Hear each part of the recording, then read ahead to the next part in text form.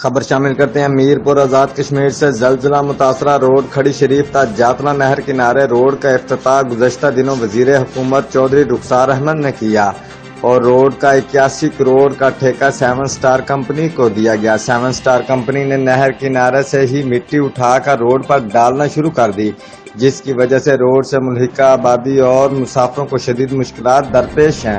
مقامی آبادی کے لوگوں نے مرزا نوید جرار کی قیادت میں جیو ایکسپریس نیوز کی ٹیم سے گفتگو کرتے ہوئے کہا کہ اعلیٰ حکام 7 اسٹار کمپنی کے روڈ ٹھیکیدار کو پابند کریں کہ کچی روڈ پر پانی کے چھڑکاؤ کو یقینی بنائے تاکہ آبادی کے لوگ روڈ کے گرد و غبار سے بیماریوں سے بچ سکیں۔